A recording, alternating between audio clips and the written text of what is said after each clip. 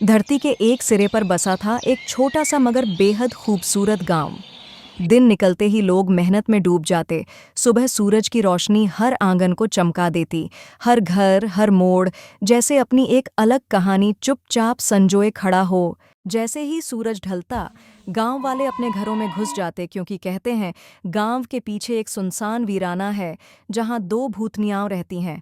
और जैसे ही सूरज ढलता है, वहां से अजीब और रहस्यमयी आवाजें गूंजने लगती हैं। लोग सच कहते थे कि उस गांव में दो भूतनियाँ रहती थीं।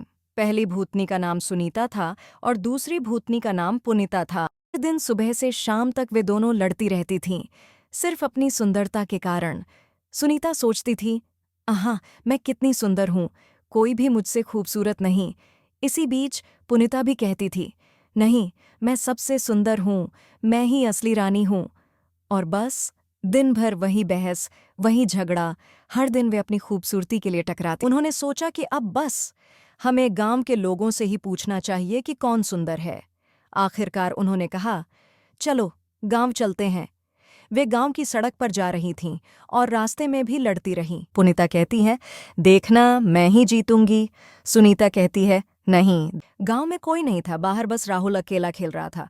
दोनों भूतनियां गांव में आईं और देखती हैं, यहाँ तो कोई नहीं है, बच्चा है, चलो बच्चे के पास चलते हैं।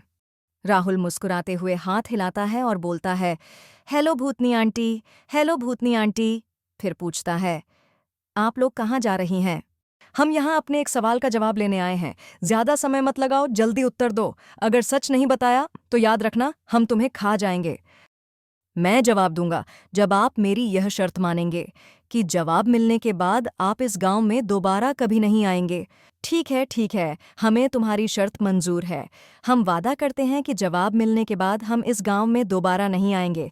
अब देर मत करो, जल्दी बताओ, हम दोनों में से सबसे ज्यादा सुंदर कौन है? राहुल कुछ पल के लिए सोच में पड़ जाता है। वह जानता था कि दोनों भूतनियां बेवकूफ़ हैं, किसी तरह इनसे पीछा छुड़ाना होगा। फिर वह अपना दिमाग लगाता है और कहता है, ठीक है, मैं आप दोनों को जवाब दूंगा, लेकिन जवाब अलग अलग दूंगा। दोनों हाँ कहती हैं।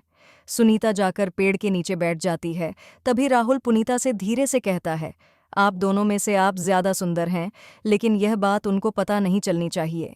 राहुल अब धीरे से सुनीता से कहता है, आप उनसे बहुत ज्यादा सुंदर हैं, लेकिन यह बात आपको उन्हें बिल्कुल नहीं बतानी है।